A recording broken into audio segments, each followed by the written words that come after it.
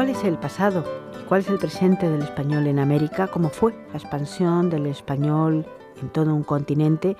El español es la segunda lengua más hablada en el mundo, es una lengua internacional y desde luego de la mayor importancia en cuanto a la comunicación. Pues para hablar de este extenso tema nos acompaña la catedrática de Lengua Española de la UNED, Mariluz Gutiérrez Arauz. Bienvenida. Muchas gracias, bien hallada, Isabel.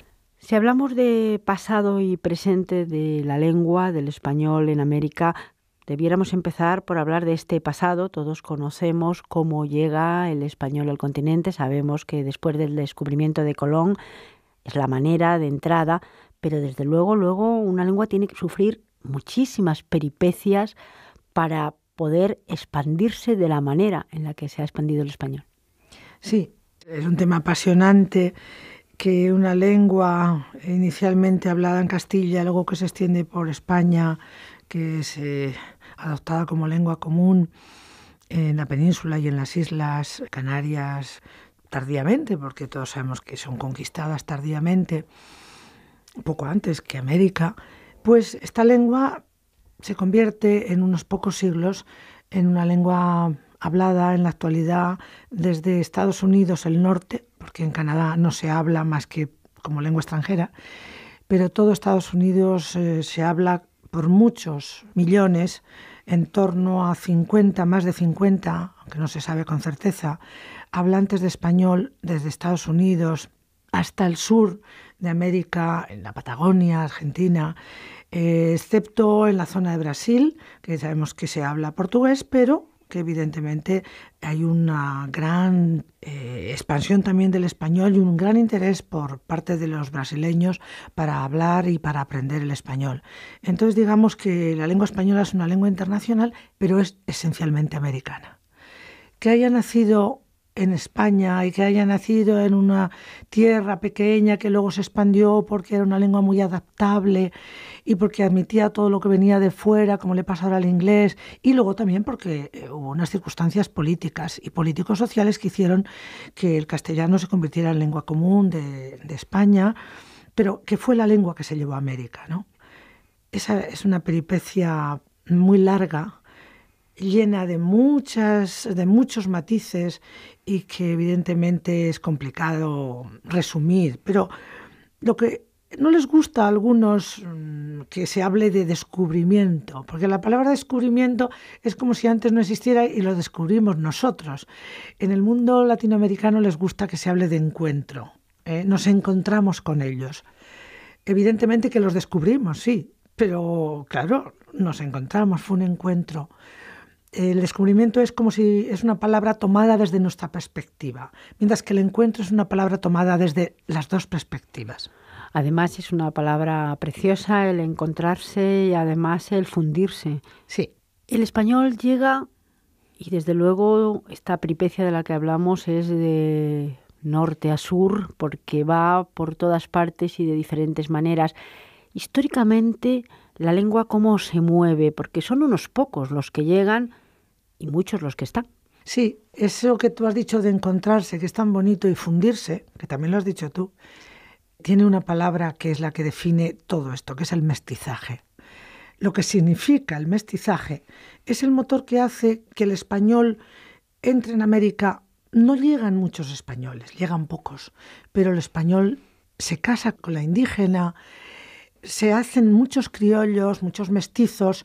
Posteriormente, ya cuando entran africanos, también en las zonas caribeñas hay una fusión y un mestizaje. Hay mucho encuentro de razas en América. Y en ese mestizaje está la gran riqueza de nuestra cultura. Entonces, mestizaje tiene nuestra lengua, porque nuestra cultura es una cultura de mestizaje. Nuestra cultura porque es una fusión de culturas. Y esa cultura, supracultura, podríamos decir, engloba muchas culturas. Y si nosotros nos ponemos a bailar un merengue dominicano o un son cubano o una samba brasileira de nuestros hermanos portugueses, pues evidentemente es mezcla de culturas. Y la comida es mezcla de culturas. Evidentemente la lengua muchísimo más. Pero ¿qué camino lleva el español una vez que llega en ese encuentro del que hablamos, pero en el que verdaderamente el número de personas pues no es similar, sino hay muchísimas diferencias? ¿Y qué camino va llevando para poder ir poco a poco adentrándose y haciéndose, aunque sabemos que convive con otras lenguas hoy en día también, Sí, pero hacerse como la lengua de comunicación de unos países con otros, porque luego esos territorios se van al final dividiendo, independizando, haciéndose libres, podemos decir. sí. Sin embargo, el español sigue siendo la lengua de comunicación. Sí, no solamente eso, sino que precisamente la mayor expansión de la lengua española se da en la época de las repúblicas. Pero bueno, los españoles que llegan a América, que encuentran gentes tan diferentes, que hablan lenguas tan diferentes, ¿qué van buscando en América? Pues como todos los colonizadores van buscando riqueza. Todos los colonizadores van buscando la expansión. Sin embargo, los colonizadores españoles buscan no solamente eso, que también, pero también buscan la expansión de la fe. Entonces hay, digamos, dos vías de integración en América. Una la corona española y otra los que buscan la fe, los misioneros. Hay una grandísima diferencia entre la forma de actuación con respecto a la lengua, me refiero, de la corona y de los misioneros. ¿Qué pasa con la corona española? En primer lugar, los Austrias, más tarde los Borbones, porque no olvidemos que hasta el siglo XIX está en expansión. Ya en el siglo XIX se hacen libres las repúblicas americanas y en ese momento es precisamente cuando más se aprende en español porque necesitan unificarse entre ellos y la riqueza viene por la fusión. Una persona que no habla español no puede integrarse, no puede colocarse, no puede, etcétera, etcétera. Pero ¿qué pasa con los misioneros? ¿Qué pasa con la corona? Pues precisamente la corona en las primeras épocas es, aunque no se pueda imaginar muchos de los que oyen, no es una colonia que obliga a todos a hablar español, no. Precisamente es bastante progresista las leyes de Indias, es bastante progresista, por ejemplo, un rey que no es muy progresista como Felipe II. Sin embargo, en las normas que dicta para América, dice que todos los misioneros, por ejemplo, que van allí, o los curas, los que tienen a su cargo fieles, tienen que hablar las lenguas indígenas, si no, no se les nombra para ello. Entonces, los primeros que aprenden las lenguas indígenas son los misioneros, que aprenden esas lenguas porque se dan cuenta, primero, que no van a poder conseguir su cometido de expansión, de convencimiento de su fe a su fe, si no les hablan en algo que ellos puedan entender. Y para ellos les resulta más fácil aprender ellos las lenguas amerindias que enseñarles el español antes de enseñarles la fe. Entonces se da un fenómeno interesantísimo, que es que los propios misioneros aprenden las grandes lenguas amerindias. ¿Y cuáles son esas lenguas amerindias? Pues en la zona mexica, en la zona de México, el náhuatl. En la zona inca, el quechua, en la zona de Perú y los Andes. Las dos más grandes, ¿no? Luego también aprenden el guaraní y el arahuaco, en fin. Las grandes lenguas las aprenden. Y es una cosa muy, muy interesante porque esas lenguas amerindias las convierten en lenguas generales. ¿Qué son las lenguas generales? Pues las lenguas que consideran que tienen que aprender los que van allí para poderse entender con los indios. ¿Y qué pasa? ¿Quién enseña náhuatl, por ejemplo, a gente que no hablaba antes náhuatl porque hablaba tolteca u otras lenguas de ese mosaico inmenso de lenguas que había, por ejemplo, en México? Pues los propios misioneros enseñan la lengua general porque piensan que así, como esas lenguas piensan ellos que son hermanas, va a ser más fácil que aprendan esas lenguas que el español. De alguna manera, entonces, lo que primero hacen es unificar dentro de las lenguas que ya existían en una lengua común por zonas, por supuesto, para luego poder enseñar el español, más que nada, más que el español, supongo que la fe, y luego poco a poco pues habrá esa inmersión y ese mestizaje del que hablamos. Claro, sí, porque los misioneros intentaban convencer y por tanto querían aprender las lenguas amerindias, pero la corona, que es respetuosa, pero la corona se anexiona a territorios, los que gobiernan en los virreinatos son españoles y los que mandan el poder está en manos de gente que habla español y el que quiere progresar, como en todos los sitios, las lenguas producen progreso. Si alguien va a un país como Estados Unidos y no habla inglés, sabe que no va a progresar socialmente. En todos los países hay que hablar la lengua importante para el poder dominante. Y la lengua dominante en el poder político en esos países era el español. Y la corona obliga a hablar español en el siglo XVIII con Carlos III.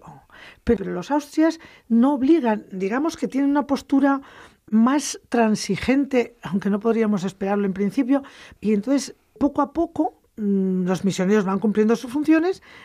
Ocurren cosas tan interesantes que se habla mucho de ellas, como que, por ejemplo, en Paraguay se hablaba el guaraní poquísimo. Y sin embargo, los jesuitas de las misiones de Paraguay enseñan a hablar guaraní a miles de paraguayos, y en la actualidad se da el caso de que en Paraguay es bilingüe total de español y guaraní, y ese guaraní se expandió a zonas donde no se hablaba gracias a los misioneros jesuitas que lo enseñaron. Ese fenómeno es tan interesante que, claro, evidentemente eso jugaba contra el español, pero la corona por un lado imponía y por otro lado los misioneros, digamos que iban por caminos diferentes que luego se encontraron. Son, desde luego, actitudes muy, muy curiosas porque encontramos, por ejemplo, en Paraguay, efectivamente, que ahora mismo se habla español y se habla guaraní pues a un 50% o las dos a la vez. Es un país bilingüe. Bilingüe. Lo obligan en la escuela a ser bilingües. Y me hace gracia y me resulta curioso que esto haya venido precisamente por esta imposición casi de que lenguas abarquen zonas cada vez más grandes y casi se enseñen para que, bueno, no haya 20, sino que haya una, pero en distintas zonas. Eso es. Y de este mestizaje, en este principio y en esta historia que estamos haciendo de la lengua, se toman ya, y el español toma ya, ciertos vocablos o ciertas estructuras de las lenguas indígenas. Claro, en el mestizaje está precisamente permearse. Si ese españolito que llega a América, que viene de una tierra donde los valles son pequeños, en general tenemos valles preciosos, pero la sensación que da cuando uno llega a América es de grandeza. Y cuando uno vuelve de América es decir, yo amo mucho mi tierra, pero qué pequeñito es esto, es como en dimensión pequeña. Entonces en América ese español que llega allí y ve plantas que no conocía de nada, animales que no sabía ni había visto ni imaginado nunca. Entonces tienen que poner nombres a las cosas y lo más lógico es que las cosas sean nombradas como ya se nombraban por las gentes que las han nombrado. Y empezando por el primer americanismo, cuando llegan a América, lo primero que se encuentran ya en Guananí, en la isla de San Salvador, llamada luego San Salvador, pues es que vienen los indígenas en unas barcas alargadas, donde están de uno en uno, una barca que no conocían los que llegan allí por primera vez a ver tierra, tierra, y vienen los indígenas en unas barcas que no sabían cómo se llamaban. Y entonces el almirante Colón en su diario las llama almadías, porque como él piensa que está llegando a la India, pues les llama con un nombre árabe, pensando que es que en la India se habla árabe, está imaginando. Y en la primera vez que encuentran ese objeto que no conocían de nada, lo llama almadía. Pero a la semana siguiente ya han tenido encuentros con esas gentes, ya han hablado, hablar por señas, hablar como podían hablar gentes que no conocían palabras en común, y ya las llama canoas. Pues ese mismo proceso que sucede con la adopción de la palabra canoa, que es el primer americanismo que entra en nuestra lengua, sucede en todo.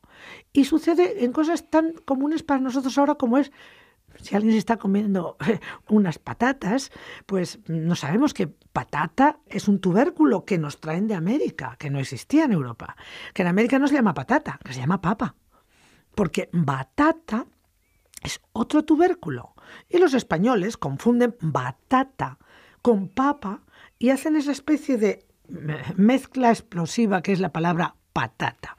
Por eso, claro, en el sur de España, en Andalucía, se dicen las papas y en América se dicen papas. Patata, sin embargo, ha progresado tanto como palabra que hasta en inglés la ha adoptado como propia. El potato procede de patata. Bien, pues como esa palabra, cientos de frutos, de árboles, de animales que veían los españoles al llegar allí, que no tenían nombres para ellos porque no los habían visto nunca. ¿Cómo les llaman? O bien con la palabra indígena, la inmensa mayoría de las veces. Por eso nos entran cientos de indigenismos, cientos de americanismos al español, con lo cual la lengua española se enriquece extraordinariamente. Una lengua pequeñita, expandida dentro de España, pero pequeña, de repente se llena de préstamos lingüísticos de cientos de lenguas, porque no olvidemos que se dice que había más de 2000 lenguas en la América a la que llegan los primeros españoles que la descubren, ¿no? Entonces nos entran muchas palabras, porque es que nos entran muchos objetos. Tampoco conocíamos el cacahuete, ni conocíamos el chocolate, ni tantas cosas que nos llegaron con el objeto, pues llegaron las palabras. Con estas nuevas palabras, pero también en un continente enorme, el español va adaptándose. Bueno, también políticamente ya vemos que con sus avatares, que no todo fue una línea ni un camino recto, sino que hubo pues distintas opciones, pero a la vez que se va adaptando, también se forman distintas maneras de hablar. Está clarísimo que hoy en día no se habla igual en Argentina que en México, ni en Colombia o en Perú. Es decir, se habla el español, pero muchas veces y en muchas palabras tienen significados distintos y hay hasta cosas que no se pueden decir en un sitio y en otro sí. Ah, sí, eso es un tema apasionante. No, la variedad inmensa del español de América es debida primero a que cada país y cada región ha tenido una historia muy diferente.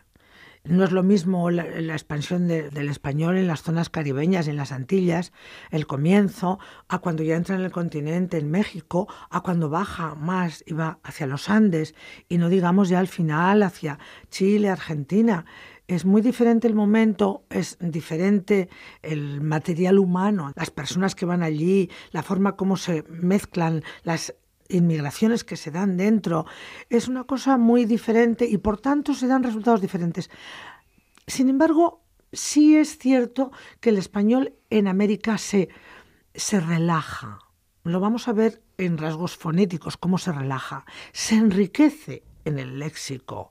Sin embargo, en la gramática no se sale de madre, si me permiten el coloquialismo, en el sentido de que la madre de una lengua es la gramática. No se puede uno hacer muchas variedades con la gramática porque si no, no nos entendemos. Yo puedo pronunciar de una forma diferente a un argentino, a un cubano, como de un sevillano, etcétera, etcétera, y nos entendemos. Y puedo decir diferentes palabras y lo que yo digo, no tardes en llegar, pues muchas veces en Latinoamérica se dirá no te demores. Yo le voy a entender si él me dice no te demores y él me va a entender no tardes. Tenemos tanto en común, tenemos un vocabulario disponible común. Pasivo, que todos lo entendemos. Ahora, activo, solo activamos aquello a lo que estamos acostumbrados. Y yo normalmente digo, no tardes en venir. Sin embargo, en cuanto llego a América, a lo mejor, a la vez que oigo varias veces no te demores, pues diré no te demores. Y como esto, cientos de casos. ¿Por qué? Porque en cuanto hay palabras en común y para una denominación hay 4 posibilidades, y tú en ese contexto estás oyendo una de ellas, pues empleas a usar esa. A mí me sucede personalmente que en cuanto llego a América me sale decir ustedes como plural de tú. Si estoy ante varios no digo vosotros, porque sé que la inmensa mayoría lo de vosotros lo van a entender muy bien, pero se quedan unos ojos así porque no están acostumbrados, solo lo han leído, a no ser que han venido a España y lo han oído, etcétera, etcétera. Pero automáticamente, como tenemos todos como varias lenguas dentro, varias variedades dentro incorporadas, si has viajado, si lo has estudiado, etcétera, automáticamente, en vez de decir, ¿me habéis entendido? Pues decimos, ¿me entendieron ustedes? Porque me habéis entendido, me entendieron. Y ahí estamos viendo 2 cosas de gramática diferentes. Luego hablamos. Hablaremos de rasgos gramaticales, probablemente sea en otro momento, porque en estos minutos a mí me gustaría dar un pequeño salto. Hemos empezado diciendo que ahora mismo aproximadamente en los Estados Unidos de América, en el norte de América, bueno, vamos a quitar Canadá, se habla español pues más o menos unos 50 millones. Es decir, ya en Estados Unidos se habla mucho más que en España, muchos más millones de personas. Sí. Esto ha sido como una segunda oleada del idioma. Quiero decir, está claro que los españoles llegaron a California, llegaron a algunos estados de Estados Unidos, pero la invasión del idioma, ese mestizaje, este nuevo mestizaje ha sido una cosa posterior de hace relativamente poco, cuando pues muchos ciudadanos de Centro y Sudamérica y hasta de Norteamérica con México han traspasado la frontera, han hecho allí sus familias y el español se ha expandido otra vez. Por ejemplo, en California estuvieron 300 años los españoles, no hace 300 años que están los anglosajones. Esto con la gente californiana, hablan mucho de sus misiones todo el sur, Texas, Nuevo México, California, fueron colonia española. Luego Texas fue comprado por México cuando México ya se hizo independiente. En fin, es una historia apasionante. Pero efectivamente, como bien dices, Isabel, en la actualidad, el hecho de que el imperio, entre comillas, sea Estados Unidos, ha hecho que muchas gentes que necesitaban prosperar hayan emigrado a Estados Unidos. Y que cuando yo era una niña sabía que el país donde más se hablaba español era México y después era España. Y hemos estado muchos años así, y España ha tenido 46 millones de hablantes, sobre todo cuando han venido los inmigrantes, porque éramos menos, muchos de los cuales inmigrantes son latinoamericanos, cosa muy bonita que de repente nuestros viejitos y nuestros niños están rodeados de español de América en el día a día. Y nuestros niños dicen quiero papas y los viejitos entienden a la persona que les cuida. Entonces ha sido como un regreso de las carabelas a la propia España, ¿no? Pero claro que en América ha sido inmenso porque llamaba a la inmigración, sobre todo de países como México, por el tema económico, y como Cuba por el exilio. Digamos que, bueno, si tenemos que caracterizar el español en Estados Unidos, que es el segundo país después de México en número de hablantes, por encima de España sin duda, hablantes nativos hablo, porque claro, no nativos hay muchísimos más. Hay una demanda de profesores de español grande en Estados Unidos. ¿Por qué? Porque el que sean tantos hablantes nativos, tantos millones, hace que sean personas que son bilingües, porque si no son bilingües allí no prosperan. Entonces, lo que sucede es que son posibles compradores, las empresas les interesa, posibles votantes, a los políticos les interesa. Siempre que hay votos, comprador, etcétera, etcétera, la lengua se expansiona.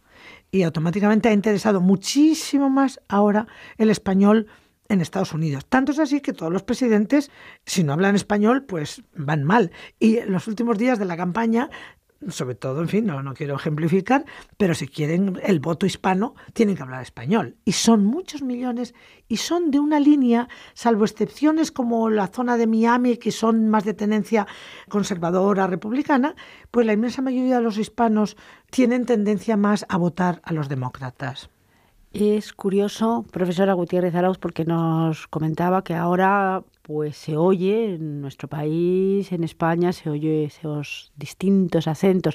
También hay que decir pues, que con las situaciones económicas en muchos países de América ahora se vuelve a oír pues, un español de distintas regiones de España, porque a muchos países también está volviendo inmigración. Es decir, esto es un ir y venir siempre, un camino que va y viene y el idioma es el vehículo. El idioma nos une. Cuando alguien te dice las cosas que tú has oído desde que eras niño en tu propia lengua, te suena hermano. Es tan maravilloso viajar por América y en veintitantos países, llegar a un sitio y oír lo mismo que has oído desde pequeño, con un acento especial, e incluso a veces con palabras que no habías oído en Madrid, pero que las has oído en los pueblos de Castilla y las vuelves a encontrar en México. Y te puede emocionar oír esas palabras que no habías oído más que en tu infancia, como a mí me ha sucedido en la Castilla rural, y que las vuelves a encontrar en el Gran México del Distrito Federal, en la boca de un taxista mestizo o indígena de raza, pero es tan hispanohablante como cualquiera de nosotros, ¿no? Entonces, lo que bonito de todo esto es que ha cambiado la perspectiva del español culto, que antes consideraba que era el centro del español, el español de España. Ahora ya sabemos hace muchos años que tenemos que hablar de panhispanismo, es decir, que el hispanismo es de todos, que no somos los únicos que tenemos derecho a hablar de que somos los dueños del español. No, los dueños de una lengua son los usuarios de esa lengua. Incluso aunque no sean nativohablantes, aunque sean chinos que han aprendido español con mucho esfuerzo o norteamericanos que han aprendido español con mucho esfuerzo, esa es su lengua, porque la han aprendido con esfuerzo y porque cuando alguien se comunica en una lengua, esa lengua es tan suya como la que le hemos aprendido desde pequeñitos. Claro, que decir las cosas de la misma forma que te las decían tus papás cuando eras pequeño es un plus especial.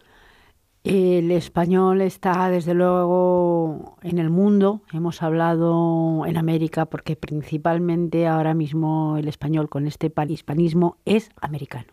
El español sin duda es americano. Muchísimas gracias. Gracias a ti.